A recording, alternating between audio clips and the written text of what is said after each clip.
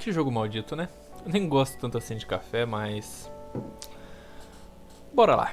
Opa, e aí? Você que leu o título desse vídeo, já é mais antigo aqui nesse canal, deve estar imaginando que eu vou falar sobre um jogo que seja tão difícil quanto qualquer Souls-like. Confuso como Enigma do Medo. Com mecânicas difíceis de masterizar como Monster Hunter. Ou talvez com uma gameplay tão frenética quanto a de Wonderlands. Mas não, na verdade é muito pelo contrário. Coffee Talk é provavelmente o jogo mais fácil que eu já joguei.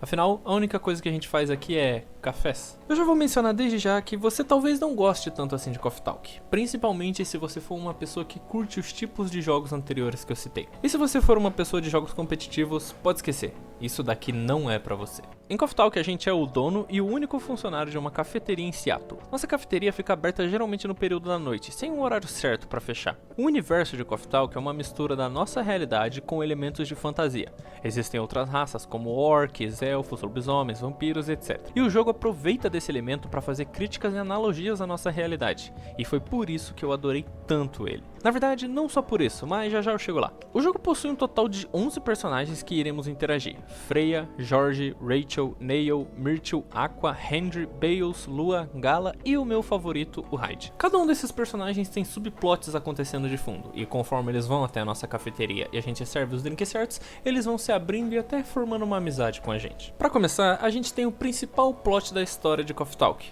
que é a Freya. A Freya é uma humana comum e a nossa principal cliente, estando na cafeteria em quase todos os dias do jogo. Ela trabalha em um jornal contando algumas histórias como colunista, mas ela tá a fim de dar um passo adiante e de fato começar a escrever um livro. Nos primeiros dias ela ainda não tem certeza de qual vai ser o tema, mas depois de alguns acontecimentos que eu vou citar depois, ela resolve que vai falar sobre a nossa cafeteria. Ou melhor, sobre as histórias das pessoas que vão até a nossa cafeteria. Isso é claro, modificando algumas coisinhas, mas em grande parte o que está acontecendo ali dentro. Um plot que eu já considero um pouco mais fraco, apesar de na minha opinião ser o mais sério de todos, é o da Rachel e Henry. Rachel é uma super idol menor de idade que resolveu se separar do seu antigo grupo e seguir carreira solo. Já Henry é o seu pai, um lendário empresário do ramo da música que mesmo tendo deixado de lado essa carreira, não quer que sua filha fique à mercê de qualquer empresário. Eu não vou entrar em detalhes, mas eu considero esse como o plot mais sério dentro desse jogo. Isso é pelo simples fato de que o empresário da Rachel não é lá a flor que se cheire. Eu não vou dar spoilers, mas esse plot tem sim um final feliz e eu não quero falar muito sobre ele, até porque a Rachel não é lá um dos meus personagens preferidos desse jogo. A gente tem também o plot da Aqua e da Myrtle, sendo Aqua uma garota de uma raça subaquática que precisou deixar a família na sua terra natal. Quer dizer, Oceano Natal, para seguir o sonho de trabalhar como desenvolvedora de jogos. Já Myrtle é uma orc de poucos amigos e que geralmente está bem séria e na dela. Ela trabalha em uma franquia de jogos já consolidada e acaba se tornando muito amiga da Aqua, dando até dicas para ela sobre como fazer muitas coisas dentro do ramo. Eu adoro esse plot porque ele realmente dá dicas do que fazer sendo um desenvolvedor de jogos e principalmente sendo um desenvolvedor indie, com a Myrtle até dando algumas dicas sobre demos e etc. Isso é claro, com as duas também fazendo duras críticas ao sistema da indústria, principalmente aos grandes casos de crunch. Rapaziada, o bobão aí esqueceu de gravar um trecho relativamente importante do vídeo, então eu literalmente só vou ler o que tá escrito no roteiro. Apesar disso, o maior plot do jogo com certeza é o de Bales e Lua. Antes de continuar, eu já vou avisar que esse plot não é o meu favorito, mas ele é o maior, pois ele se inicia lá nos primeiros dias do jogo e acaba somente no antepenúltimo. Bales é um elfo que trabalha como designer freelance. Nesse universo, os elfos são basicamente a raça absoluta. Caralho, será que pega mal eu falar desse jeito? Enfim, aqui eles possuem imortalidade e invulnerabilidade, uma saúde perfeita e imunidade a doenças. Basicamente, eles só morrem por machucados fatais. Já a Lua é uma sucubus, mas calma que não é desse jeito que você tá pensando. Não tem muito o que falar sobre essa raça, até porque eles mesmos não se aprofundam. Porém, o mais importante é que os elfos odeiam os sucubus, ódio mesmo, um preconceito absurdo. Então, sim.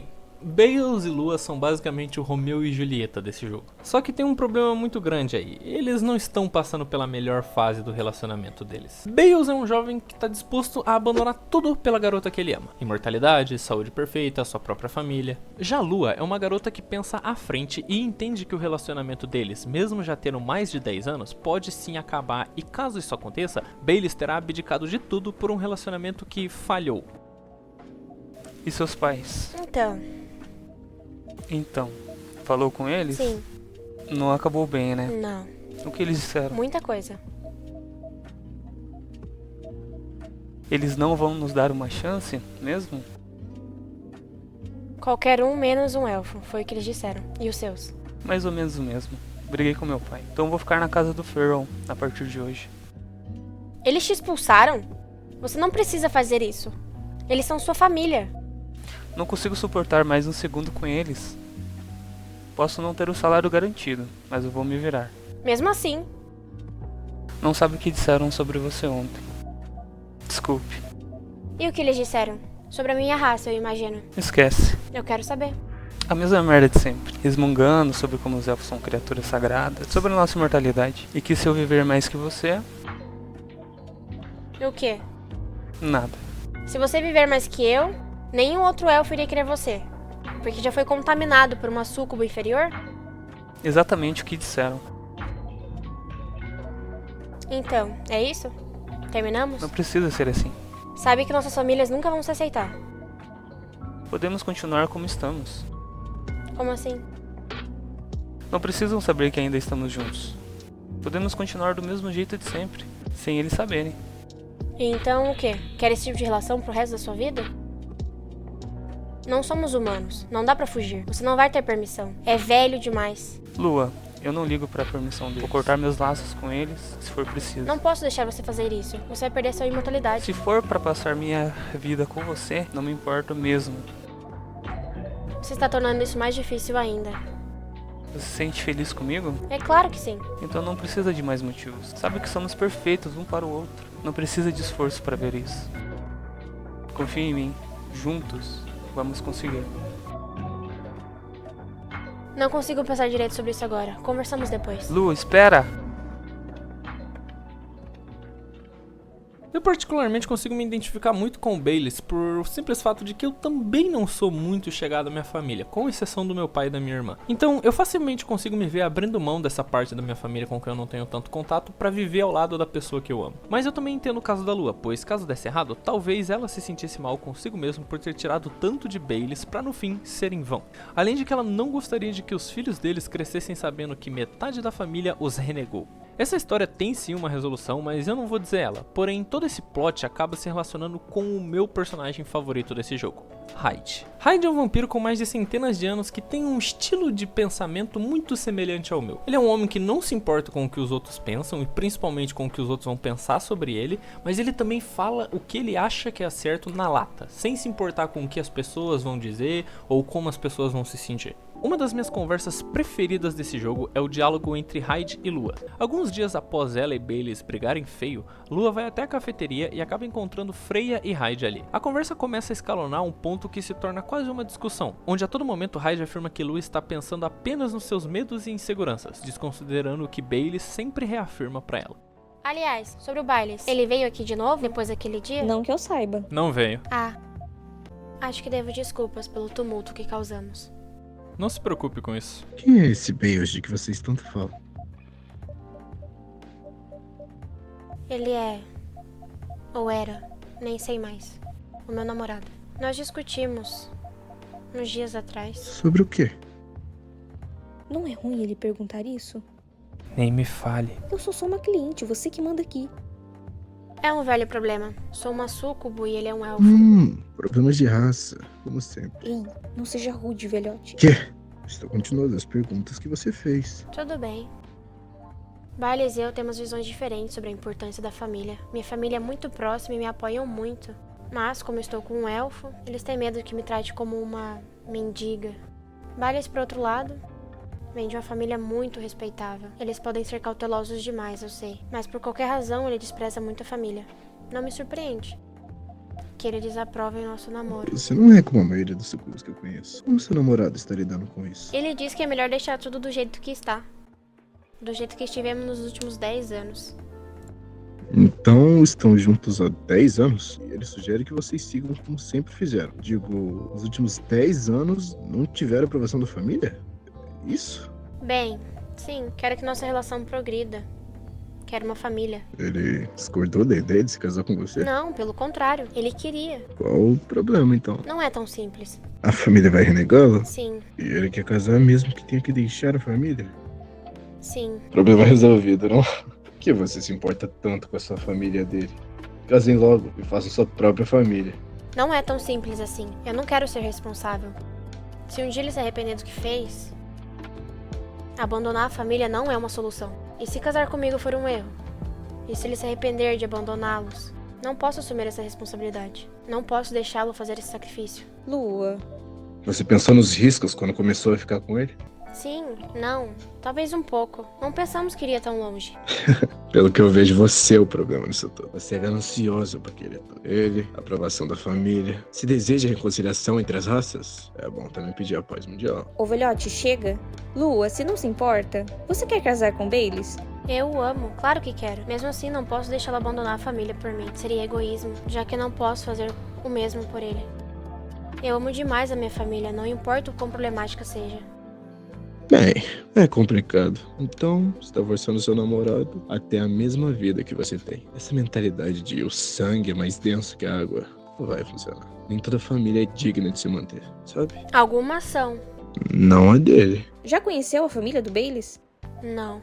Sempre rejeitam a ideia. Ele tentou apresentá-los? Tentou. Você não pode ter tudo, moça. Isso não é um conto de fadas. Uma fada madrinha não vai surgir do nada pra realizar o seu desejo. Na vida real é assim. É preciso arriscar e fazer sacrifícios. E escolher o que for melhor pra você. Simples assim. Desculpe, tenho que ir. Odeio ser a garota que sempre foge, mas obrigada pelo conselho. Cuide-se, Lua. Ok. Tchau.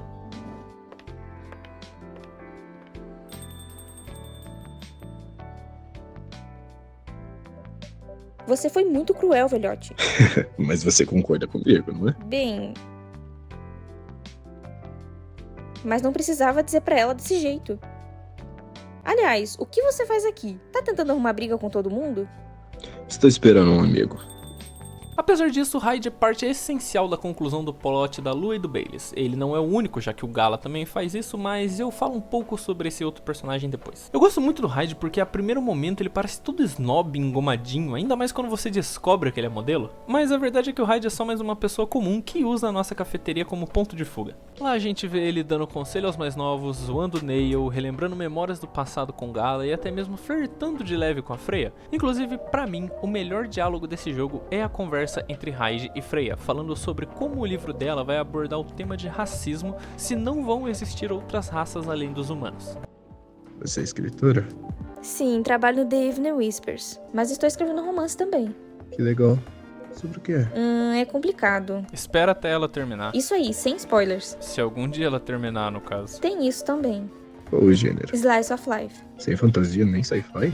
Ainda não me decidi. Provavelmente um Slice of Life normal. Vai ter uma boa concorrência. É verdade. Mas vou botar uns elementos surrealistas. Talvez escrever sobre um mundo onde só existam humanos. Parece um pouco racista. Esse é o plot twist. Não é sobre soberania racial.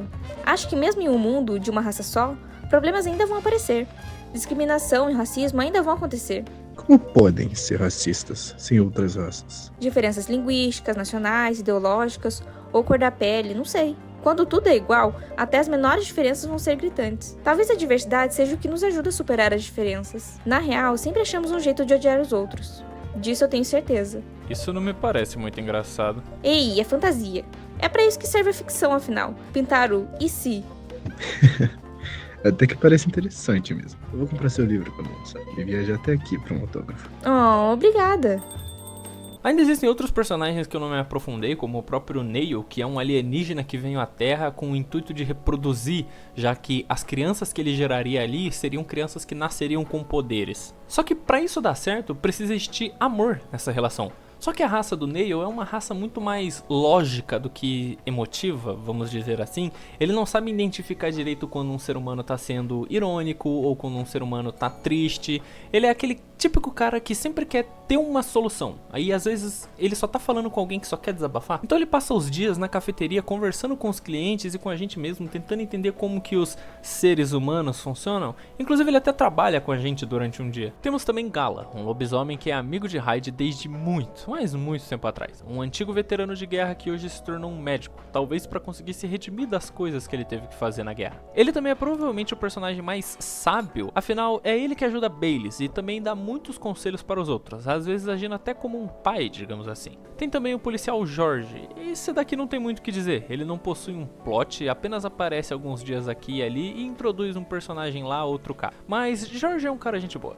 Coffee Talk é sem dúvidas um jogo que me entreteu muito, ainda mais por não ter uma gameplay em si. Ele até tem um modo infinito, mas eu nem joguei ele, então eu não vou falar sobre isso. Entre conversas profundas, momentos de comédia, palavrões e dramas, Coffee Talk me deixou com a sensação de quero mais, mas quero diferente. A gente vive numa era de jogos competitivos como serviço ou simplesmente com uma gameplay muito frenética, então a partir de certo ponto, querendo ou não, Coffee Talk se torna um pouco monótono, vamos assim dizer. Ainda mais em conversas menos reflexivas e não tão engraçadas. Afinal, mesmo a vida sendo linda, ela não é empolgante a todo momento. Então, pra falar a real, a partir de umas 4 horas de gameplay eu comecei a ficar menos entusiasmado com o jogo e em alguns momentos eu simplesmente dissociei da história. Apesar disso, ao sair de Coffee Talk, eu fiquei com um desejo muito forte. Quem sabe um dia eu possa abrir a minha própria cafeteria e viver momentos semelhantes aos do jogo. Presenciar amores surgindo ou sumindo. Descobrir histórias de amigos de décadas e ouvir sobre como eles se conheceram. Quem sabe ajudar um adolescente a entender que mesmo que nossos pais possam ser bem chatos às vezes,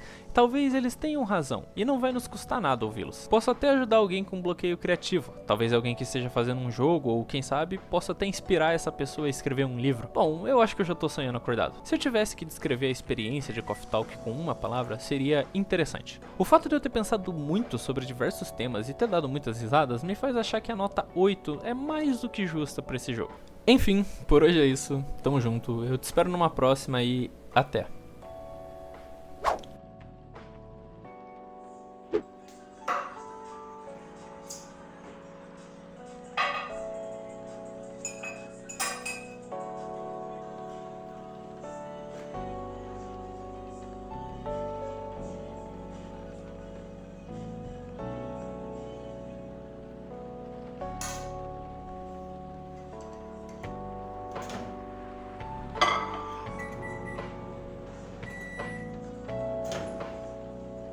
Eu menti pra vocês, eu nem bebo café.